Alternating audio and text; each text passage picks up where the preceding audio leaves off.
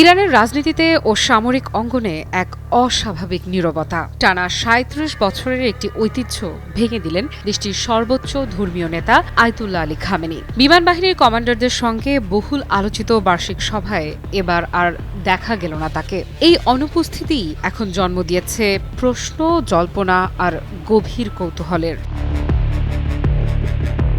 ৮ ফেব্রুয়ারি ইরানের ইতিহাসে প্রতীকী একটি দিন। ঠিক এই দিনেই ১৯৭৯ সালে ইরানের বিমান বাহিনীর একদল কর্মকর্তা ইসলামী বিপ্লবের নেতা রুহুল্লাহ খোমেনির প্রতি আনুগত্যের শপথ নিয়েছিলেন। সেই স্মরণে প্রতি বছর এই দিনে বিমান বাহিনীর সদস্য ও শীর্ষ কমান্ডারেরা সরাসরি সর্বোচ্চ নেতার সঙ্গে সাক্ষাৎ করেন। কিন্তু এবছর দৃশ্যপট ছিল ভিন্ন।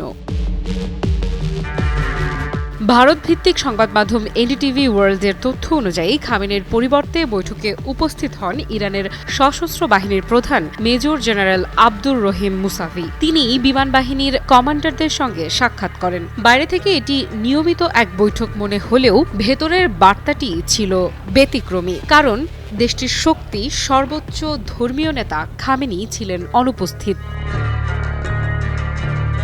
১৯৮৯ সালে ইরানের সর্বোচ্চ ধর্মীয় নেতা হওয়ার পর থেকে একবারের জন্যও এই দিনে বৈঠক এড়িয়ে যাননি খামেনি। এমনকি করোনা ভাইরাসের ভয়াবহ সময়েও এই অনুষ্ঠান পালন করেছিলেন। ফলে এবারের অনুপস্থিতি স্বাভাবিকভাবেই প্রশ্ন তুলছে, হঠাৎ কি এমন বদলে গেল?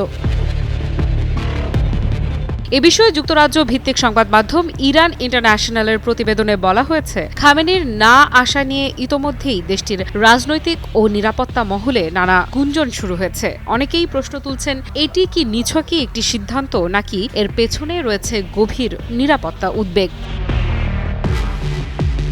বিশ্লেষকদের একাংশের ধারণা, সম্ভাব্য মার্কিন যুক্তরাষ্ট্রের হামলার আশঙ্কাই হয়তো এই সিদ্ধান্তের পেছনে কাজ করছে। কারণ বর্তমানে ইরান ও যুক্তরাষ্ট্রের মধ্যে সম্পর্ক চরম উত্তেজনাকর পর্যায়ে পৌঁছেছে। যুক্তরাষ্ট্রের প্রেসিডেন্ট ডোনাল্ড ট্রাম্প একাধিকবার প্রকাশ্যে হুমকি দিয়েছেন, ইরানের ওপর ব্যাপক সামরিক হামলা চালানো হবে। কি বুঝলেন ভাই? অনলি জেডাই চাই। এমনকি ইসরায়েলের পক্ষ থেকেও এসেছে আরও কড়া বার্তা। ট্রাম্পের ঘনিষ্ঠ সূত্রগুলো দাবি করছে, ইরানে হামলা এবং সরকার পতনের বিষয়েও আলোচনার ইঙ্গিত মিলেছে। এই প্রেক্ষাপটে খামেনির অনুপস্থিতি কি শুধুই কাকতালীয়? ইরানের ভেতরে প্রশ্ন উঠছে আরেকটি বিষয় নিয়েও। সর্বোচ্চ ধর্মীয় নেতার নিরাপত্তা নিয়ে কি নতুন কোনো ঝুঁকি দেখা দিয়েছে, নাকি এটি একটি কৌশলগত বার্তা যেখানে ইরান ইচ্ছাকৃতভাবে অনিশ্চয়তা তৈরি করতে চাইছে? মেজর জেনারেল মুসাভির উপস্থিতি কিছুটা হলেও পরিস্থিতি সামাল দিয়েছে। তবে খামেনির অনুপস্থিতি যে বার্তাটি দিয়েছে তা সহজে উপেক্ষা করার নয়, কারণ ইরানের রাজনৈতিক সংস্কৃতিতে প্রতীকী উপস্থিতির গুরুত্ব অনেক বেশি। আফ্রিদা ইফরা, নিউজ 24।